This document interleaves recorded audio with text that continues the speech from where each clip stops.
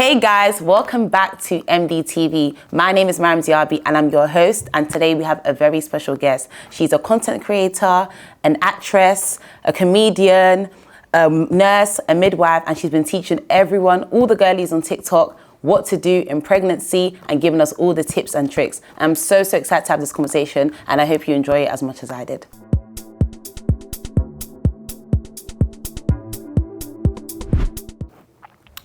And I feel like with me, when I don't know, it doesn't take me much. I'll say how it is. I feel like you're sharp.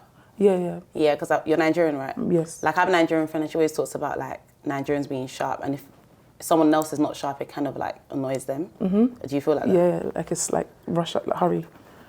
Well, why have you always been like that?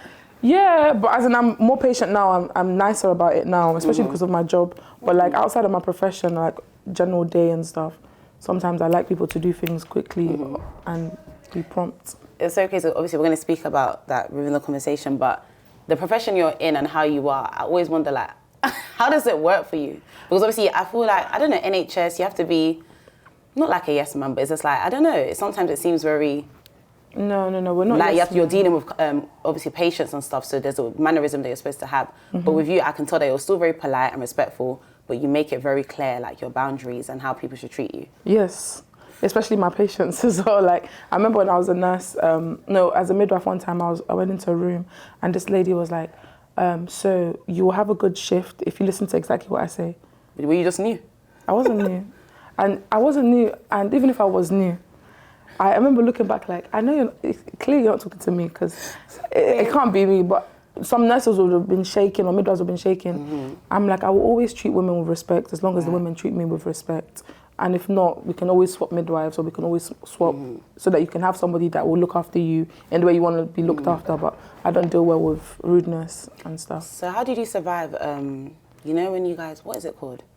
Placement. Yeah. Because I see a lot of like nurses and say placement's the worst, the treatment they got, like, not saying did you survive that, but like, if you're younger... No, survive is the right word. Okay, great. So if you're younger, do you not have to like, just humble yourself a little bit, or you thought even in that space you're still gonna... So I struggled as a student nurse. Because I felt like they were trying to steal my personality, steal my sense. Because sense will tell me that if you disrespect me, I should tense up and understand why you're disrespecting me. But as a student nurse, they want you to be like, yes, no, yes, and that would never be me. So I really struggled as a student, and that's why I actually don't recommend, you would never find me tell people to be nurses. Oh, wow. You would never find me telling people to be midwives, because I think it's a calling, and I think NHS is such a broken system that I wouldn't actively go out of my way to put you in a position that you might struggle with your mental health. I'm not going to do it. Wow, is it that bad? It is that bad. So people are like, oh, you inspire me to be a midwife.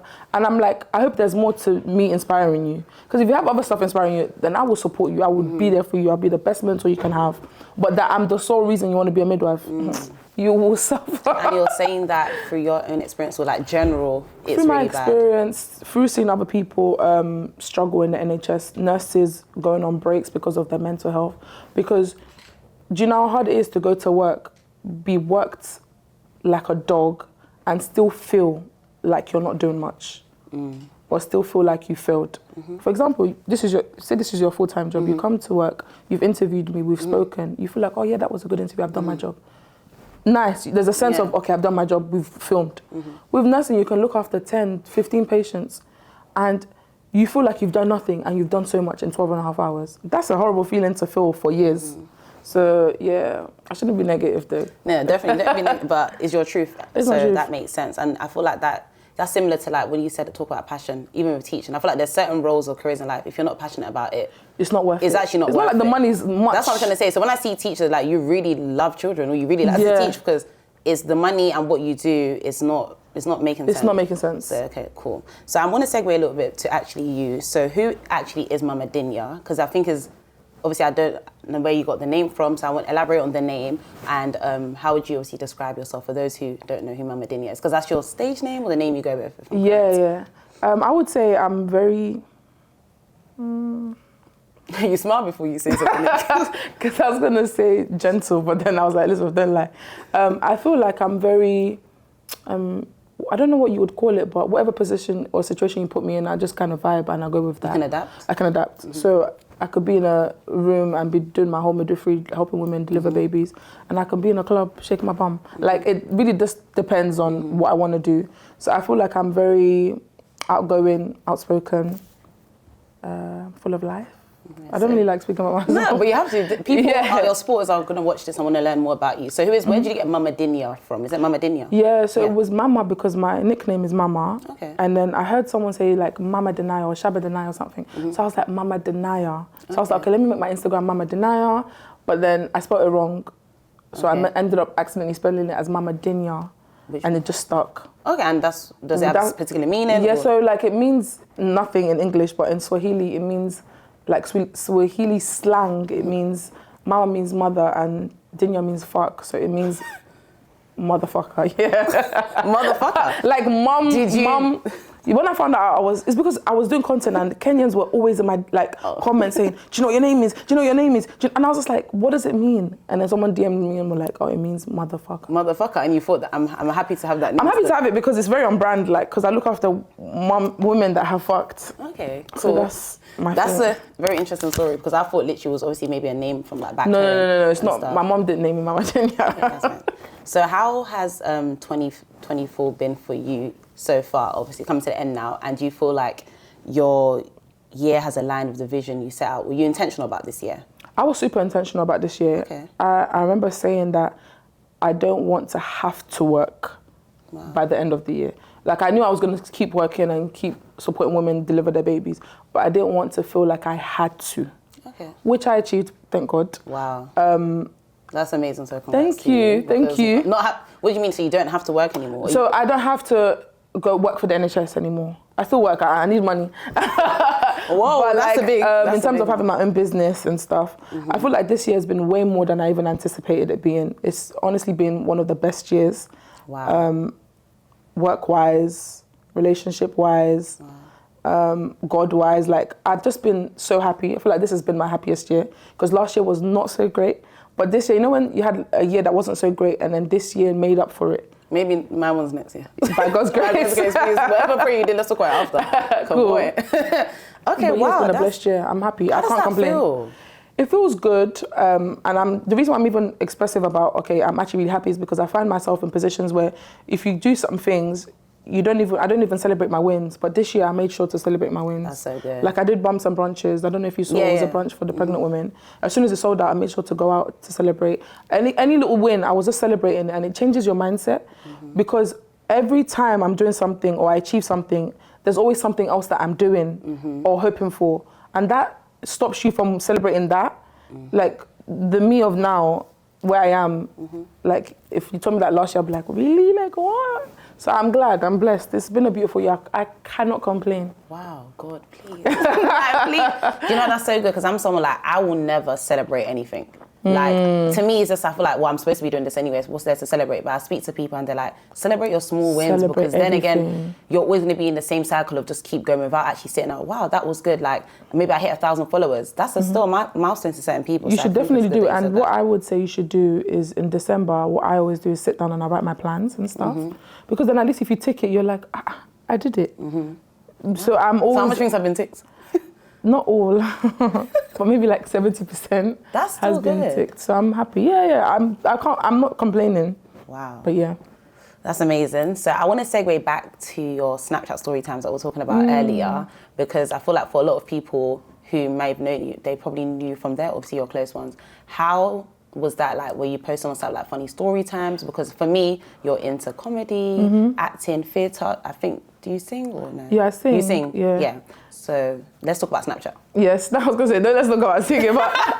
But you sing now? No, I do sing, randomly. But Snapchat was what Snapchat was for everyone else. Like, just posting your normal day, do whatever you like. So I used to just do it to my 80 friends, like on Snap. Not that they're all my friends, but 80 people. And I just used to do story times until someone was like, Liz, like your story times are so good, you should post it online. And I was like, nah, man, I'm too shy for that. Because I am actually not that. Nah, you sure you're shy? I promise you, it's not about shy, but like, I'm scared to put it to a wider audience. So that Taylor story that I did 2 years ago, somebody saw it on Snapchat and was like, Liz, you need to post this on Instagram. So I was like, you know what, let me just post it. Bam. Did you put Instagram first or TikTok? Was it on TikTok? Snapchat. It was on Snapchat. And then you posted on TikTok right before Instagram, because that's when TikTok. I posted it on Instagram. Oh, okay. I remember that one video took because I had like 500 followers, like every normal person on Instagram. No, like, literally, because I've had 1,000 followers since 2015. Yeah, as in because you don't really use it like that. Use it, yeah. So I went from 500 to like 5K from that one video, and that was like I was like, what? So then I just started doing content. So were you, forget even Instagram, I feel like TikTok is where the party's at. Yeah. Were you nervous to post? And when you posted, the reaction and reception you got, did you ever anticipate that? Because I feel like you're funny and you know you're funny, but when other people that don't know you see you as funny, like how was that for you when people are like, wow, this is so funny, part 2? Because I think I saw people commenting, we need part two now. Please, you know they'll be begging for a video. Yeah, it was scary because it wasn't like I was working hard on TikTok. My first video went viral. No, so I didn't have that time to be like getting used to people commenting and stuff. It just went from 0 to 100. But for me, I feel like maybe I'm a bit more used to posting. But back then, I was so nervous. Like I would post on TikTok and I would be searching, is it doing well? Is the numbers? Is there somebody doing something with it? Did somebody comment? Or any negative comment would finish me. But now, God sees my heart. I can post and completely forgot that I posted because other stuff, you're doing other things. But back then, I will go onto TikTok, it's on 1K, do you think it's going to blow? Do you think? Panicking like a little idiot. But when you were posting then, were you posting like, I want to become a TikToker and I need to blow it? No, I was posting, but I was scared of people's opinions. But I didn't think I would ever be full-time content. It didn't make sense to me. I'm a midwife. Like, who goes from being a midwife to being a full-time content creator? So that was never part of the plans. And I never started with the maternity content when I first started. You started with the with the comedy, with the ranting. That's right. And then when I started the midwifery stuff, it just... No, we need Doro. We're going to get to that because I want to give you, like, I feel like that whole transition was God crazy. has worked in your life. It was literally crazy. But my next question for you, does being multifaceted overwhelm you? Because in a sense of like, and how, obviously you said when you started to, you didn't really have like a vision for it, but like, how do you balance like your singing, your acting, comedy? Do you ever feel like you're not pouring into your other gifts or you're just happy with where you are now and what you're doing? Sorry if that's a lot. No, I get it. If anyone asks me like, what's your dream job? My dream job is to act. Really? It's not midwifery. It's okay to be good at something. It's okay to do it exceptionally well, but it's also okay to say, you know what, that's not my die-hard passion. But I'm like, you know what do people need now? It's not like I'm not a midwife and I'm like, I can't believe I'm happy, but it's also okay to be like, okay, I'll be a midwife for the next 5 years and then I'll see what acting is saying. If it's not saying anything, I'll go back. And it's also okay to put yourself in a position where you're financially stable so that I can be more creative. Okay, wow. I feel like if I'm broke, my brain don't work. Oh yeah, so I didn't sleep. I don't. No, I did not. Content ideas gonna enter my head. And who's gonna pay rent? Wow. That's the way I am. But having talent or being able to do other things, it is overwhelming because a part of you is like, but I just want to sing today. Sometimes I'll go on a live and I don't ask me about your vagina. I don't want a single question about anything maternity. But I don't have that luxury. Like I can go on live and someone will be like, oh, I'm 33 weeks and baby's kidneys are, and I'm like, yep. Yeah. But yeah, it's okay. But I feel like that's because that's what you branded yourself as now. But it's bittersweet in a sense because like you still have certain aspects of you that you still kind of want to share with the world. So just finding how you're gonna, not how you're still gonna balance that or how you can incorporate that and still being you, because people see you're just midwife. But do they know that you're basically a theatre woman, like you love theatre and stuff, so. But I'm okay with them not knowing. And that's why I'm happy with that Instagram. I have 2 pages, my personal page where I do whatever the heck I like. Because I was really nervous to make an Instagram for my business page. And now... she has 145,000 followers for her business page. Just business page. Do you know how crazy that is? Sorry, not to cut you off, but like someone that she started from TikTok and Instagram has translated. To me, I find that crazy. I'm so glad because that page is only a year old. It just clocked a year. And me getting scared to make it and now it's 145K, it's more than my personal page. I thought I was going to use my personal page to like bring it up. You know, you do the like that's collabs. What people do when you start changing your name now because you already have followers and not knowing that you're cool to even I started that from zero and that was a year ago. So I'm so glad. I'm happy because now I don't feel like if I want to go on holiday and do a rant about my holidays, I post it on my personal page and stuff. So that's really helped me this year. Hey, shy. Yeah. So you're a midwife, right? So I think I saw on your page you talked about something like you had a dream. So when did your inspiration come to be a midwife or like working in the NHS? Where did that desire come from? So I remember I said that I really wanted to be an actress. So I applied for, I had done that, I written my personal statement. Oh, wow. It was meant to be acting, that was the goal. Because when I changed my mind, my acting teacher was begging my dad, like, please don't let her make this mistake. And my dad was like, I can't do anything, is that, because my dad is big on me following my dreams. That's so good, and as an African parent. Yeah, like he paid for theatre school, I went theatre school, he paid for my singing lessons. My dad is big on, as long as you're happy, you will thrive. Wow. So my dad's he's always gone to all my performances, any theatre shows, my dad is front row. You know, that's crazy because, you know, African parents, Yeah, they no, see no, stuff no. like, what's that? Where you can, Yeah, that's, yeah, you know yeah. how they are, that's Yeah, nothing yeah, to yeah. them, not to bring down anyone that wants a career in that, but as African parents, doctors, obviously with midwifery, Yeah, yeah. I thought they would have My pushed dad that more. would have preferred me going into acting than midwifery and Nollywood? nursing. Not Nollywood, because I told him about Hollywood and he was Okay, like, period. that sounds good. But my dad is my biggest supporter. Where did you get inspiration to want to be a midwife? Like, where did that love come from? Yeah, one random dream. I say it all the time. It was a random dream. A lady was giving birth. It was so weird. She even looked like a chicken. It was a funky dream. But I was like, what, am I meant to be a midwife? And I'm big on dreams. It doesn't take me much to do something because I had a dream. Oh, okay. So I changed my personal statement because of that one dream. You did what's your personal statement? I changed my personal statement from acting to midwifery. Then I didn't even get into midwifery because I didn't have the grades. So I went to go do nursing for 3 years. But I started fighting everybody. I wasn't happy. Mental health was down the drain.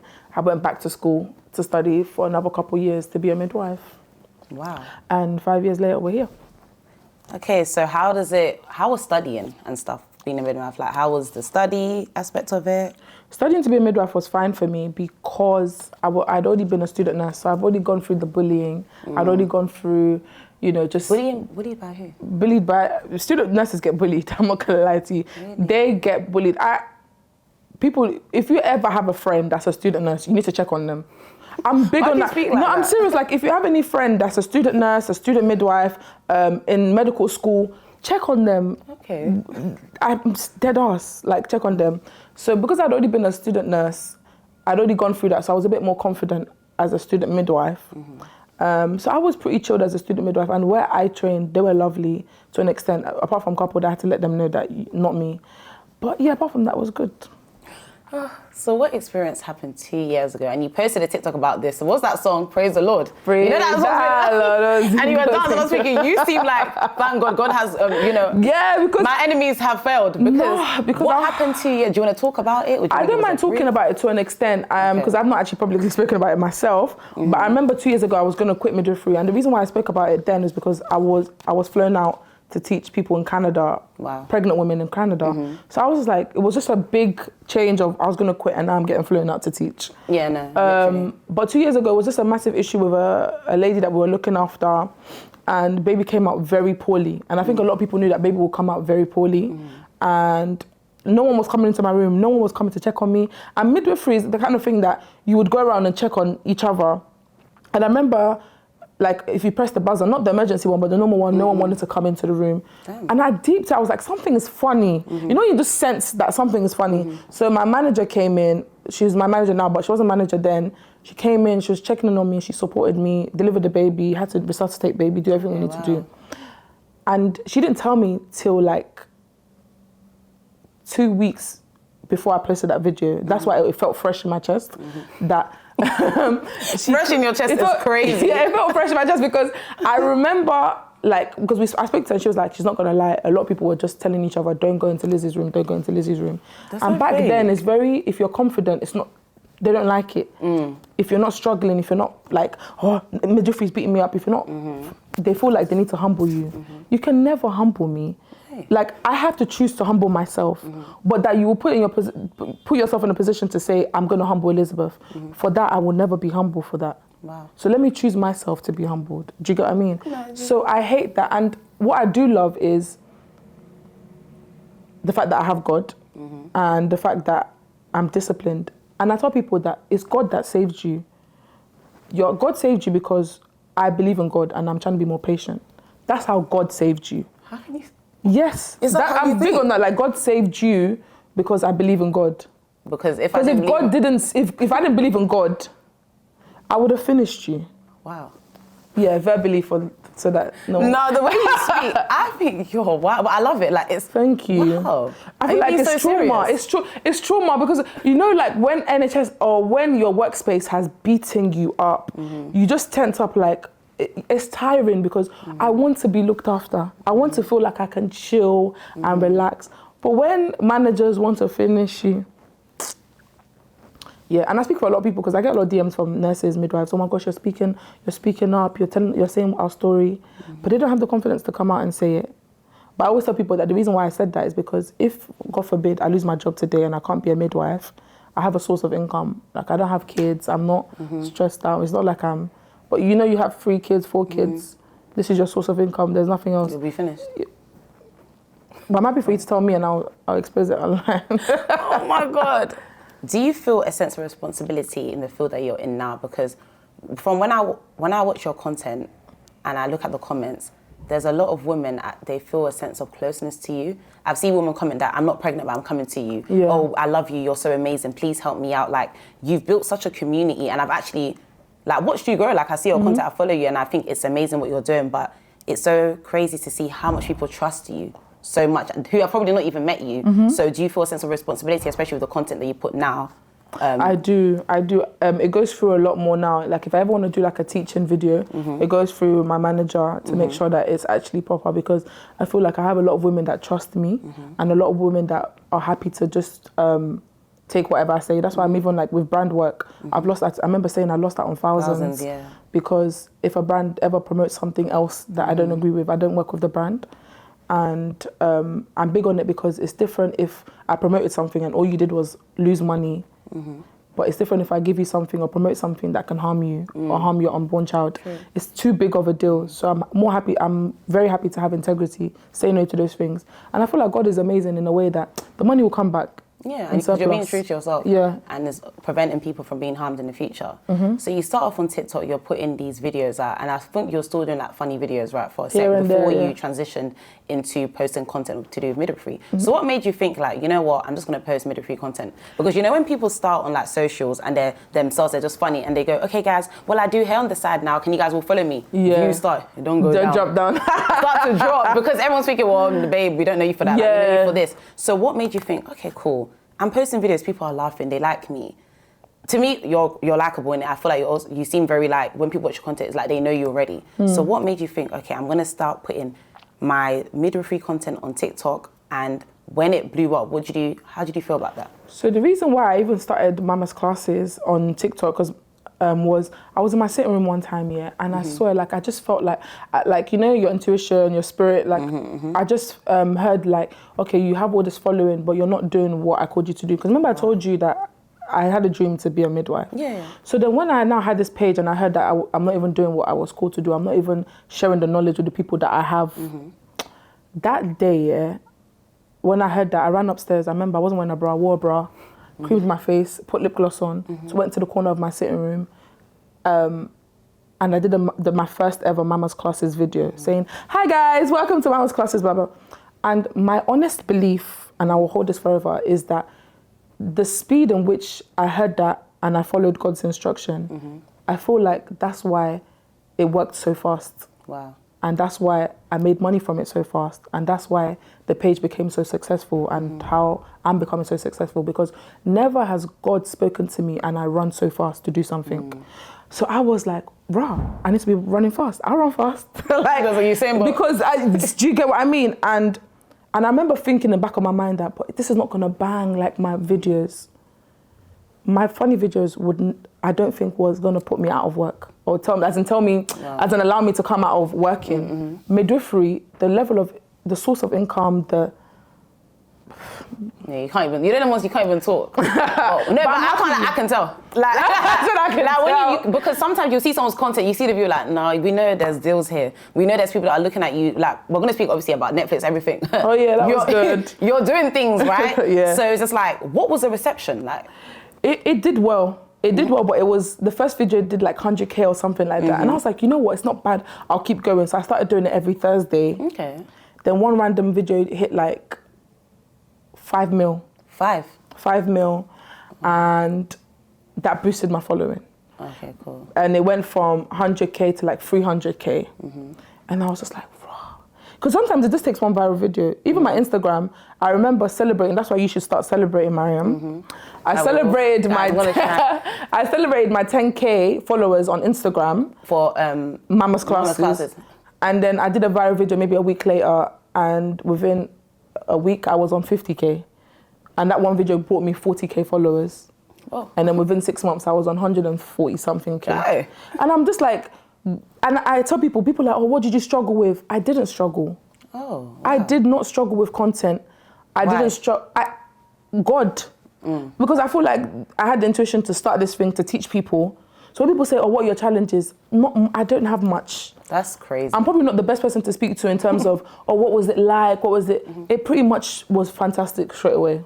So how has God been in channeling all of this? Would you say like this is just all God? 100%. And you listening to his voice immediately? 100%. Because even God, for example, God gives us our family. I get my humor from my dad. One day I'm going to show people my dad. But like nothing, I don't take credit for nothing. Wow. I don't take credit for one thing because I'm happy to give 100,000% to God because he's the one that told me to be a midwife. He's the one that gave me this personality. You guys just see it on screen.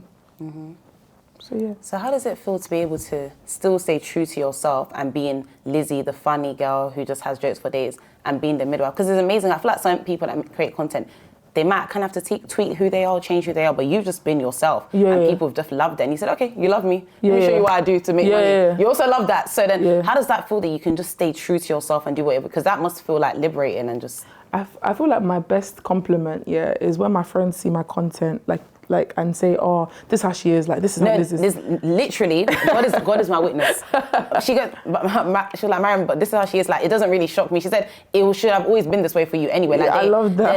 They're not surprised because if you know her for real, she's not like, you know, some people are like, no, that's not her in real life. She's like, no, this is her. And even this is even her less. Yeah, like I see her in real life, it's more better. She might even say to me like, I know her story times. That's what's funny. Forget all of this. Like, this is doesn't even hit to who she actually is. So sorry, how does that like? I feel like that's my favorite compliment because I never want to lose myself for views, and I see how, and that's why I'm grateful to God that I was a midwife before I started content. Okay. It allowed me to keep my integrity because because that's why a lot of influencers, you love them off at the beginning and then you start to see so many content that you don't like, and it's because it's your full source of income and you feel like you need to do this brand deal because who's going to pay this rent, who's going to do that. So I was so glad that I had already started working before I started doing content so that I could do whatever I like. People say, when's your next story time? I haven't got one yet. Or nothing's really triggering me to do a video, and now I have the luxury of doing that, of saying I'll post when I like. But that's because of Mama's classes, not because of, like, I have a whole business. Yeah, of course. So what inspired your antenatal classes? Because as I said, you're on TikTok now. Okay, you've introduced what you do. People are liking, and I'm sure people are even commenting, I want you to be my midwife, please, I'll even fly to London. So then what made you think, okay, cool, people like me now. God, what's the sign now? Should I now make this? Because let's be real, we all have money in it. If you're on socials and you have following like you do and you're not making money, it's just like, get those ideas. So like, what inspired that, your antenatal classes? Because, I was doing the Mama's classes online. People were just saying that you need to start your classes. And I was just like, you know what? I do this online. Let me just do it in person. And that's all that started. I was like, okay, you know what? I'm going to start classes in lessons in real life. So I just got a venue, told people that I'm launching this, and I launched it. And at the beginning it was a struggle though. Okay, that's your struggle. That was a struggle. Because having clients that are pregnant, you have to catch them pregnant. Not everyone's pregnant at the same time. Do you get what I mean? Oh. So most of my followers aren't even pregnant. A lot of my followers are trying to conceive. So it's but now I feel like it's grown so much that the classes are getting booked and stuff. And I can't believe I went to Canada. That's what I was about to say. I can't believe I went to Canada. How did that come about? So I have a bigger following in America than I do here. That's a lie. US and Canada, yes. You're lying. I promise you, they take up more than London, UK. People don't believe my following is bigger. I wouldn't believe it. So I did Canada like a trial run because next year will be US. Okay. But I did Canada as a trial run, like, okay, let me teach a class there. And the fact that the class, like, so many women came, I was like, what, you guys, it was amazing though. I'm happy. How does it feel when things like sell out? When things sell out, it gives me joy. But it's also sad sometimes because, you know, like people have, you know, different months, we have less babies, more babies. So some months are super busy. Like we know that in February, everyone's doing a madness. So we know we're going to see them 9 months later. So some months get booked out. So some months it's bad because you'll get dads emailing saying, oh, my wife is going to kill me. I promised her I'll book your class. It's saying sold out. Dads. So it's not, dads are really involved. Yeah, don't ever underestimate dads. Dads emailing me that, I promise you, I told her I already booked it, please. I didn't know it was going to sell out. And it's nice to get sell out, but then you feel guilty, like, oh, this is another pregnant woman, I can't come to the class. But no, more classes will come next year, so hopefully. Amen. Amen. What 3 things have you learned from women you work with? Like, from the women that you work with, what 3 things have they taught you've learned, or you just realised? Like women that I work with, or women that I work like for, like no, sorry, women? with your antenatal classes, like the women that you meet. Okay. What have they like taught you, or have you realised by working with them? It could be even one thing. Sorry, I said 3, but. I think one thing that I would say, like the pregnant women, right? Yeah. One thing I would say the pregnant women have taught me is, I would say that one thing they've taught me is just to teach everything. You know, it's easy for a professional to feel like everyone will know that or everyone will know this. But one thing that I would say that they've definitely taught me is that just teach everybody like they've never had a baby. It's the safest thing I can do. Oh, wow. Because you expect, I'll be like, oh, she will know this is her 3rd baby. No. Teach everybody like they've never had a baby. Because you never know what information you'll give out that will save one baby. And I'm so grateful for them. You know, women will say to me, oh, Mama Dinya, like, I love you so much. Mama Dinya, you did this for me, you did this for me, you did this for me. Bro, do you know what you guys have done for me? Well, lie to lie, if you know. Do you guys, forget like the money side of things, yeah? There is a feeling that you get with, I'm walking in my purpose. That's what I want to hear. Talk, please. There's a feeling that you get with, I'm doing something that's meaningful. I'm doing something that people are acknowledging and appreciating. It feels so pure. You know, like, for example, say you buy a top and you love it so much, you send them an email and you say, oh, this is the top, this is a nice, blah, blah, blah. These women will send me, oh, my baby was born on this day, it was amazing, or I pushed the way you said I should push, I didn't tear. Will I ever sell that for any? There's nothing else I want to do. Like, there's nothing else that gives me more joy than that and feel like, okay, I'm actually making impacts in people's lives. Because I've met plenty of people that have way more money than me that feel empty. So I'm okay where I am, feeling full. And knowing you're impacting lives. Knowing that I'm impacting lives. I know that there's a scope for like improvement and for me to make more money than to have so much money, have so many people around me and have a feeling of emptiness. Wow. I don't want that. And I think that's actually the best way to live. Best way to live. I want to say something that I didn't mention earlier. I was going to talk about a lot of the TikToks you do, it resonates with a lot of black women. Let's be real, black women yourself. Yes, so I wanted to talk about what advice, let me break it down because English sometimes is hard for me. What advice would you give women, pregnant women or people who are not pregnant? Because some, let's be real, are scared of NHS. They're scared of giving birth because we hear so many stories of what women go through, like black women not taking that seriously. So the first part is like, what advice would you give to a woman that's scared, who probably can't even afford private because people say private's better? And also, what are some of the statistics or facts concerning black women when it comes to pregnancy and treatment under that? Sorry if that's a lot. No, it's not a lot. Those are it's the not two a lot. It's okay. Questions. I feel like I have a theory that I'm still working on, to be honest, as to why the care is so terrible for black women. But I'm a big believer of whatever you can do in your control, do it. So one thing I would say to black women, especially people that aren't planning on having kids right now, is save. Save, okay. Save. Put money aside. Like, tell yourself that the next wig you're not going to buy it. You're going to put the money away. That you're not going to buy that wig. You're going to put it on the side. Because I don't know if you watched Melissa's wardrobe's. Oh, I watched everything to the end. Melissa is disgustingly rich. Yeah. Disgustingly if we're rich. keeping her back. Look at what she went through. Money is a big thing. Not because I think private might be the best option for birth, but what you don't want to feel is helpless. That's the disgusting feeling. She said she felt like, you know, baby, something's off. She had the money to go to a hospital and say, I'm going to pay for a private scan. Literally what she was saying, yeah. What you don't want to do is been waiting in long queues and you have nothing. You're so helpless, like there's nothing in your account to say, you know what, I'm going to go get a private scan.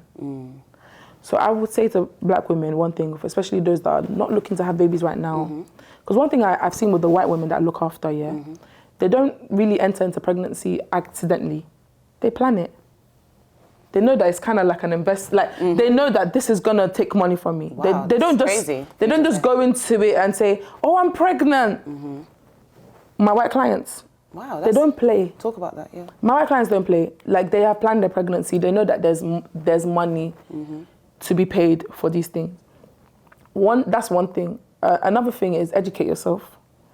There was a research that they just did in America, and they looked at 1 million births, and they said that black women were 25% more likely to have unnecessary cesareans. First thing is, cesareans can be unnecessary. And two, the fact that you're 25% more likely. It's insane. Do you know how That's big? a big statistic. Do you know what 25% is? That's a quarter. Do you get what I mean? If we're doing the maths. So I would say educate yourself, because you should know how to speak. When I enter a room here and I look after a woman, I know if she's gone to an antenatal class. I know if she's studied, if she's read a book, if she's done something. And I know when they know nothing. You can't, it's not safe enough for you to know nothing as a black woman. It's not safe enough for you to just say, "Oh, we'll take it how, we'll manifest it," or as we go. You don't have that luxury as a black woman to be uneducated when it comes to pregnancy. So it's one thing us as professionals and everyone trying to reduce that number of them being of black women being more likely to die in pregnancy and in childbirth. But it's another thing for you to tell yourself that I'm not going to be part of that statistic and do as much as I can do to not be part of that. Do you get my gist? Yeah. So stay educated, save, is what I would say. Advocate for yourself, talk for yourself. I ask women, "Oh, what do you want me?" Or anything. It's not my vagina. You should know the options I'm giving you. You should know how to answer. But yeah, the black women thing, it hurts my heart. That's why I'm super. It makes my heart heavy. It makes my heart super heavy, because who wants to see their people struggle? Who wants to see their people not get the care that they should get? So it's not something, yeah. And I used to talk about it a lot, and I stopped. I don't really talk about black women. I'm more likely black. Yeah. That's how I even used to start my videos, because I was like, I don't know if scaring them is helpful. And it's okay for me to say that I don't know it all. Do you get what I mean? So it was a battle of, should I say it all? But I don't want to be making people scared of something that might not happen to them. So it's still something I'm working on, I'm thinking about. Wow. Do you have a story you could share that you had seen a black woman go through, or? I think most of the things that or what you see, yeah. What I see, especially with black women, is, for example, like when they complain about certain things, and you know, some midwives will acknowledge something only if you're crying on the floor, rolling on the floor, and stuff. And sometimes a black woman might come in and be like, "No, this thing is painful," but she's still able to hold full sentences, and she might not be taken so seriously because why? She's holding full sentences. And that thing is crazy to me, because one of the first things they teach us is that everybody has a different pain tolerance. So one thing I see a lot with black women is that they're just not heard. Another thing I see with black women that I really want us to stop, or not stop, but change, when a white woman, when we do a white woman dirty, and I say we because I'm part of the NHS, like, but when midwives, healthcare professionals do a white woman dirty. Like in their treatment, the way they're treated. Okay. The first thing they'll do is, "To whom it may concern." That email comes in sharp. But my black ladies on TikTok, "Guys, St. Thomas did this to me."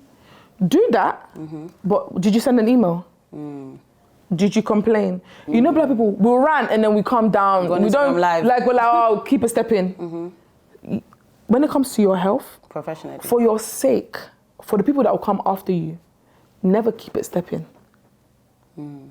We have done training because one woman complained to the extent that we had to go for extra training on something. She didn't let it go. My black people. It's a beautiful trait if you think about it, because we don't want to hold grudge. We don't want somebody to weigh us down. We don't want it to be an issue. But when it comes to this health thing, I want to be saying more to whom it may concern. I get tagged in a lot of videos, like, "Oh, look what this woman went through." And I always ask them, I always DM them, have you complained to Powers? If they tell me they haven't complained to the hospital, it's not something I can take too seriously. No, because what are we going to do for you? Yeah, no, it's true. You need to do a madness with the emails. But yeah. Wow. That's such an interesting, I'm so happy you touched on it in the way you did, because even me, I'm not getting better, but I'm always concerned or scared, like, when it's time to have a baby. But it's true, you have to educate yourself. You can't just go into things, I accept any injection they're giving me or whatever. You need to know what's going on in your body, and you have a baby in you. I feel like, it's just, not saying it's common knowledge, but there's certain things you need to take seriously, and I definitely do feel like the black community don't take it before they come and kill me. May not take it as seriously as they should. Like, educating yourself is so important. It's so important, and it's okay to, for example, like, if it's not wrong for you to say, what injection is that? Do you know how many nurses, when the patient says, what injection is that? And they're like, oh shit, that's the wrong injection. Oh shit. It's not to scare anyone, but sorry, nurses are humans, midwives are humans, doctors are humans. Make mistakes, but a mistake with your baby. They can make a mistake. So it's okay for you to say, what injection is that? What is this medication? I've given people medicine, yeah? I'm just like, it's okay. It will be nice in an ideal world for you to trust me. That's my job. However, when doctors, nurses, midwives are worked to the bone, the person looking after you might not be working 100% effectively. Do you get my gist? You're their last patient of the day. You're the last patient of the day. They haven't had lunch. It's okay for you to be like, what medicine is that? It takes nothing from you. Or what is that? Just know what you're putting in your body. Just know what injection you're having. Do you get what I mean? I tell all my mummies, this is black, white, blue, grey. Every time your baby's going for a test, follow. That's why your birth partner is there. If you can't stand up, get your birth partner to follow your baby. Lucy Letby, you know when they came out, it didn't come out the first day she killed a baby. It came out a while. She'd been doing it for a while. Not that I think your nurses are all Lucy Letbys, because no way that's not happening. But there are midwives now, there are nurses now that are doing dodgy stuff, and it's okay for you to do your due diligence for your baby and for yourself. Do you get what I mean? So that whenever the next Lucy Letby comes out, you weren't part of that statistic. Do you get my gist? I do. I do. Whoa. Okay, I want to segue a little bit now to Netflix. Yeah. Let's talk. Is it Fatherhood with My Father? Yes. How did that come about, and what was that experience like? I think you did mention something. I think one of the lady was in your class. Yes, it was Mama's class. Because that's how you know God is working. Yes. Talk please. So basically, with the Netflix thing, first of all, I'm so excited. I can't believe I've not even posted it. I was gonna say, you know how to, it's not on my page. I saw it on your LinkedIn. Like, I think you mentioned it before, then I checked your LinkedIn recently and I was like... You see about not celebrating your wins? Yeah. It's because a lot was happening. It's because a lot was happening during that Netflix. Maybe they put you in Disney, because what else is no. Netflix? No, I need to post, I will post it tomorrow. But, so the Netflix thing was, the producer watched my TikTok. Wow. And she was like, they're looking for a midwife. So when they said they're looking for a midwife, she was like, oh my gosh, I know a midwife. And she came to Mama's classes. So she reached out to me, she was like, listen, I've got to do it. They don't tell you it's Netflix. Did she come to Mama's classes before? She had already booked, she was already coming to Mama's classes because she was pregnant. Okay, cool. So you know when people are pregnant, their For You page is all pregnancy, so I'm sure I was on her TL. Period. And so she was like to me, would you like to come on a show? She wasn't able to say Netflix at the time, but she was like, a show, it's got a global network, something. And I was like, yeah, why not? I'll do it. And but you didn't know it was Netflix at the time? I didn't know it was Netflix. So then when I spoke to them, I spoke to the team, and then after I got it, they were like, okay, it's Netflix. I was like, oh my God! I was so gassed. I was like, I can't wait. And then we filmed at a hospital, and I need to make this clear, and I hope you guys post this part. We filmed at a hospital called the Whittington. I do not work there. But because it's on Netflix, they've had people call in, they've had mums ask for me, saying that they want me to be their midwife. I do not work at the Whittington. Just wanted to put that out there. So you guys, please stop calling them, wasting your credit. Okay, cool. So what advice can you give to husbands, for some people, birth partners, and how to deal with a pregnant woman? Because recently, I feel like yesterday at work, I was speaking to someone and we were talking about COVID, and I was like, COVID must have been so hard for a pregnant woman. Then he was basically saying some man was basically like the last person to get allowed to be with his wife, and he ended up fainting. And I was thinking, I'm giving birth, you're going to faint. So like, obviously I feel like men actually do get nervous and stressed. I'm sure you've probably seen a lot of stories, but what advice can you give to like men or even just birth partners, because not everyone has their husband or boyfriend, whatever it is, with them at that time? One thing I'm trying to hopefully change is the idea of like men aren't really helpful in the labour room and stuff, because they are. Okay. And they're our biggest, like, I don't know if I should say resource, but I need them. Okay, wow. Because the mom, that's who she loves. She's just met me today. So sometimes you need to go via dad to get something from mom. Advice I would give to them is to take it, to support the mom, because one thing they do is, you know, if a woman starts screaming like, I'm in pain, blah, blah, blah, and she does that for like 3-4 hours. 3-4 hours? You can be in labor for a long time, for like 3-4 hours. Sometimes it's easy for you to get relaxed. If I start screaming, you're going to be like, why are you screaming? But then if I've been screaming for 3 hours, you get used to the fact that I'm screaming. And sometimes dads get super used to that. Whereas the mom can never get used to the fact that she's in pain. So you shouldn't get used to hearing her in pain. Okay, nice. On the other side, I always tell moms that this is not a movie where you're effing, F you did this to me. Like, no, it doesn't need to be like that. I've seen rooms where they're all lovey-dovey, he's holding her, he's kissing her neck, he's tying her hair up, and the lights are dimmed. Like, it's a beautiful setting. So you can choose what kind of room you want to be in. But it shouldn't be a room, it shouldn't be toxic. You're bringing like a life out. So it doesn't need to be F this, F this. I always say that your child's first word shouldn't be fuck, shouldn't be shit. You know, it can be positive. So I would say advice for dads is to not get used to her being in pain, in labor, support her through the pregnancy as much as you can. And it's okay for you, you know, women have mood swings, but it's also okay to set boundaries.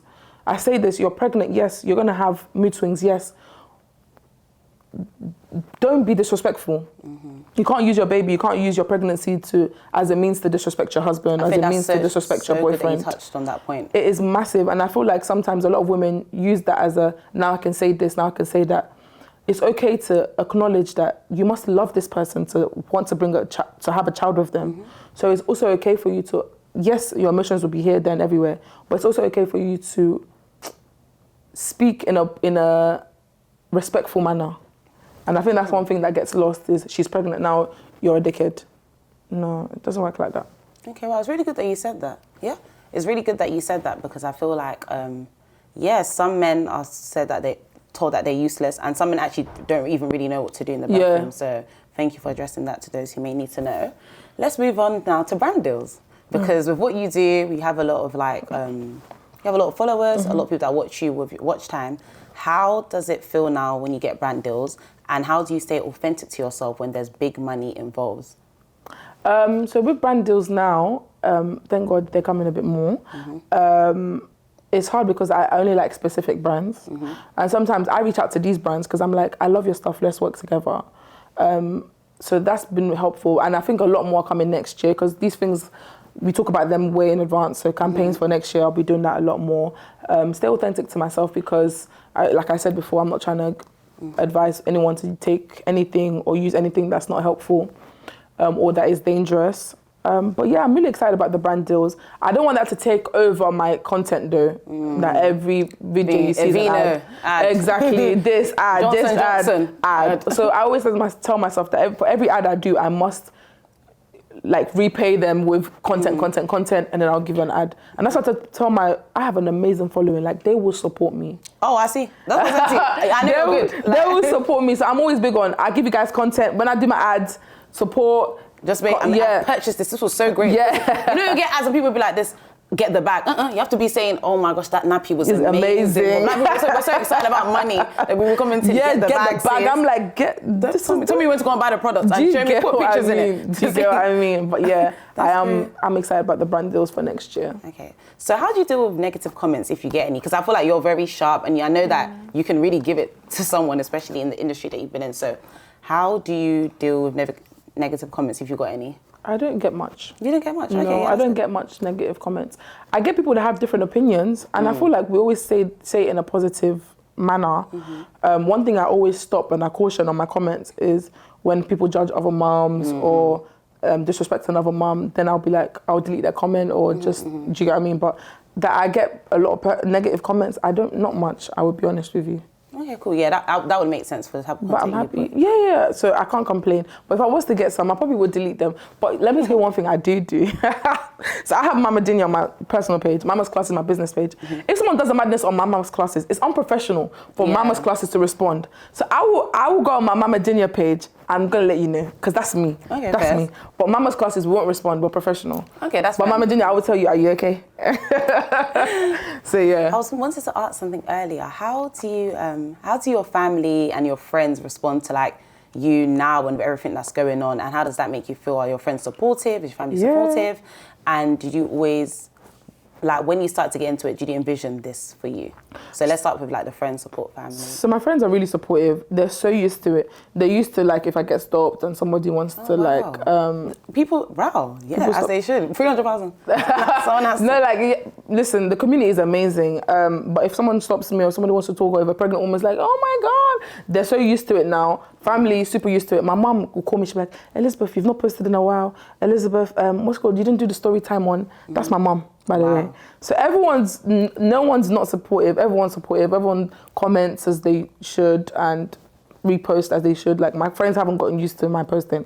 They will repost. It doesn't matter if it's going viral. Do your part. Like, they've been so good. So I can't complain. How do your colleagues respond to your posts? Because you know what it is, when I was young, I always heard this thing about anything you do and stuff, your pin, I don't know if you guys you can get in trouble. So like, how were you so confident to still post and just be very open with everything that's going on? And do your colleagues ever say, oh, I saw your TikTok, why did you say that? Or So I thought, most of my colleagues, so I would say 50% of my colleagues love it, 50% of my colleagues hate it. Hate it, as in, they see me coming, they don't even make eye contact, they don't want to say hi. Why? Everyone's different, you know? And I feel like, you know, NHS, we don't get paid much. You know, it's easy to be angry and poor.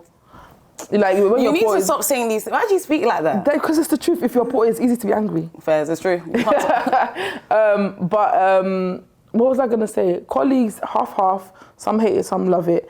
And in regards to the pin stuff, so I get reported a lot. I don't know if I told you, like, people report me to the council, like Nursing and Midwifery Council. I'm dead ass, you know. Yeah. I get reported a lot because I used to do like exposing the NHS, all that kind of stuff, getting so much trouble. And the BBC News, ITV News reached out to me. I spoke to them. I said, yes, this is what's happening. So I got in trouble. When I didn't get in trouble, they wanted to like come for me for that. But the one thing that helps me is I never say where I work. And for as long as I don't say where I work, I'm good. Okay. So you're not like, your job's not under threat or anything? Well, not really. And I say this, do I want to say this? Say it, please, I want to laugh. It would be silly for my manager to sack me. Okay. Not because of my content or following, because I wouldn't go quietly. Oh, okay. I think that says enough. Yeah. You will leave with a grand exit. Yeah. Oh my God, okay, cool. So you still work, right? Yeah. Because for me, I'm thinking, are you even still working? Because a lot's going on for you. I do work because I'm passionate about it. But yeah. Okay. Are you dating? Or are you in a relationship? Because I saw that TikTok you do, you're saying, guys, I'm just happy, I'm just loving. Did I? Yeah, you did, but you didn't answer the question. What was the question? You know, exactly. Some people ask you in a relationship, but you didn't answer it fully. You just said you feel very loved. Yeah, that is it. I'm loved. Are you loved? You love very well? I'm very loved. The person that's making you feel loved, do they also know how to be a birth partner? Have you been teaching? Have you taught them anything? Yes. That's beautiful. Yeah, I'm sure. You can't speak now. No, look, I've been tense all the time. You've been tense. I've been tense all the time. Now I'm humbled, but your cheeks, But no, I'm very happy. Very loved. You. That's why I said this year has been a very beautiful year. Wow. In all aspects. So in that sense, I'm very happy. And yes, this person will be an amazing birth partner when that time comes. Period. Can you imagine when I launch like, oh, I'm pregnant? They're going to be helping you. No, they're going to be like, yeah, you taught us enough. You relax. But that's going to be amazing. And I hope with all the knowledge you know, it will be amazing for you. Amen. But before we finish, I just want to say, honestly, from when I watched your content, I could see this happening for you. And I feel like it's beautiful that you're actually just walking your purpose. And I love when I see people doing something they love and getting, gaining the community out of it, getting paid for it, and you're just being you. I can tell that you're not dimming yourself down. If anything, you're saying, this is how I am, if you like me, if you don't like me. And I feel like you also made that very clear to your followers, like, you're not a yes man. You're not saying you're not begging them to be there, but like, if you don't like my content, you can block me. I feel like that's the type of energy you give, and it's so amazing to see all you've achieved with your gift, which is your character and your personality. And obviously you going to school and learning about midwifery, and I think it's just amazing. I hope the future for you, I feel like it's just only going to get better. I feel like there's certain levels you reach where you can't even go back down, really. By God's grace. Your enemies, they won't flourish, God forbid. But yeah, it's just amazing to see what you've accomplished. And when did you start? Like, was it 2022 you posted a Taylor video, or 2023? 2022. Oh, wow. Okay, 2022, and we're going to 2025. So So it'll be 3 years. I'm sure when you posted that video, you didn't think about Mama's classes. No. There was no antenatal. There wasn't Toronto, Canada, Kenya, everywhere you're going. There wasn't that. So I feel like as of someone who watches you and who has been told about you from my sister already, it's just like, wow, like she's actually doing her thing. And she literally said to me like, yeah, this is her though. Like we know this is like, obviously it's amazing what she's doing, but if you know her, this was basically her calling, and obviously it's just worked in a way for career-wise as well. So I just want to say that to you. But before we leave it, I just want to play a little game. It's just like this or that. You can just choose. I say certain things, you choose which one. So the first question is wigs or braids? Braids. Braids. So you don't like? Do you? I don't wear wigs at all. At all? At all, yeah. Really? Oh yeah, I saw you do a pony. Oh, that's not what you did, a pony. So is that the most you'll do? Yeah. Pony is the most I'll do. Have you never done wigs, or you just stopped doing it? No, I stopped when I was like 17. Wow, that's a long time. That was like more than 10 years ago, yeah. Why? Let's not get into Okay, cool, sorry. Okay. TikTok or Instagram? Instagram now. You're lying. Now. Your TikTok community is going to cry. Okay, TikTok. I don't know. No, it's just your truth. No, is this in terms of when I want to watch stuff? Just whatever, which app do you prefer the most? It could be for your content, it could be when you want to watch. To post, I prefer Instagram. To watch, I prefer TikTok. Why do you prefer to post on Instagram? It does. I love that community, like in terms of, like they don't play with my comments, making sure that they're there. Whereas TikTok is annoying because if I'm on a ban, you can't even see it. That thing's, I hate it. Okay, wow. UK or America? In regards to what? Like, just everything, living, just literally, if you had the opportunity to go, like to stay here or America, in fact, which one would it be? Hey! You want my people to kill me. I would say, work-wise, I would probably do a lot better in America. Yeah, let's be real, yeah. But yeah, so that's... Okay.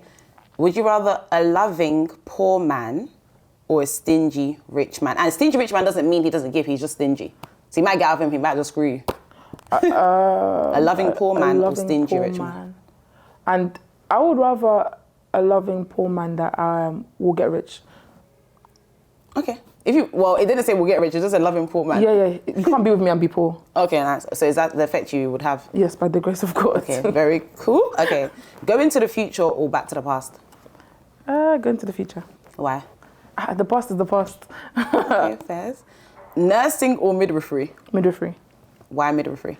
I have more joy being a midwife than I had being a nurse. Okay. NHS or private? NHS. Oh, yes. Why?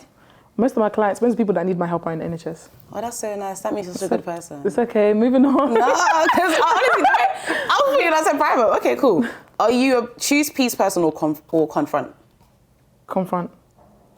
I knew you wasn't going to choose. Yes. Do you ever choose peace?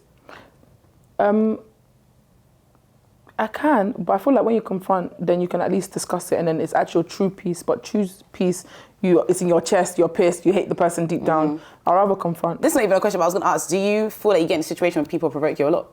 No, I'm pretty chilled now, you know. Okay. I'm very, very, very chilled.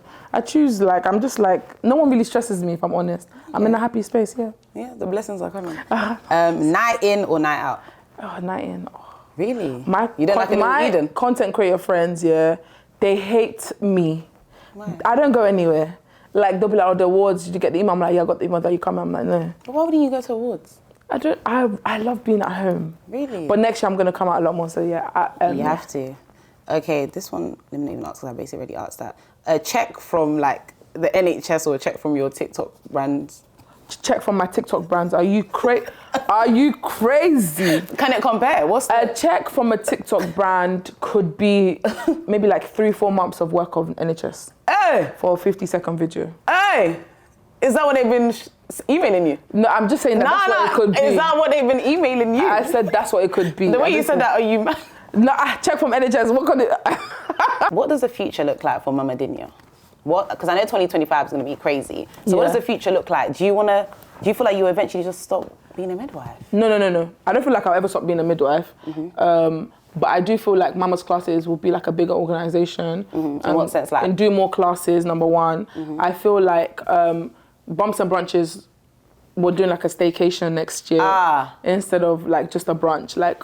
staycation, yoga, Pilates, massage. As in, you know how when you watch because pregnant people, they watch content so much and they watch things so many times, and it's like, I can't go to this, I can't do this. So this is the only event that you have to be pregnant to come. So I love the exclusivity. I'm the only person that's not pregnant in Bums and Brunches. Do you get what I mean? That's we're doing a staycation, Bums and Brunches USA Tour 2025. Wow. So that was really exciting. And I just launched a new course to teach people how to be a doula. Oh, wow, yeah. Yeah, and that did so well, like, in terms of interest, because I'm going to train them how to support women in labour. Okay, so the plan is, when I do have mummies that come to the classes and they want doulas, they would also hire the doulas from us. Oh, wow. And then we can say that these are the people that we've trained. And then that way, the mums that come to me is unlikely to go through all these issues because you have an advocate there at your birth. Wow, you're creating your own institution. That's the plan. And I feel like the last thing I want to say that I didn't say earlier, I feel like the reason why, obviously, God as well, but I feel like the reason why you've also made it in this industry is because I feel like you're the first black woman that's will ever sit down and be like, I love vaginas. Like, you're so, and it's not case where you're so open to certain things that people probably thought was cringy, but then you're talking about it so people feel comfortable to say, oh, these are the things I'm going through. You will say, have more sex, do this. And everyone's like, you didn't even say hello first. So I feel like that type of energy that you came with, people are like, what, who's this girl? Why is she so open with these things? But this is what you guys are doing now. That's you got your belly. So I feel like because you were so open and you didn't have any filter talking about certain things that could be seen as taboo, it was like the first, I don't know, maybe I don't watch content like that, but you're the first person, especially a black woman, that I saw have that type of energy and speak about things like this. So, thank you. I appreciate it. But no, it's been lovely speaking to you. Thank you. Honestly, I feel like people Thank are you for having learn so me. much. Thank you for being here. Please forgive. But yeah, I feel like people are going to learn so much from you, and I can't wait to see what 2025 holds for you. So thank you. That is it.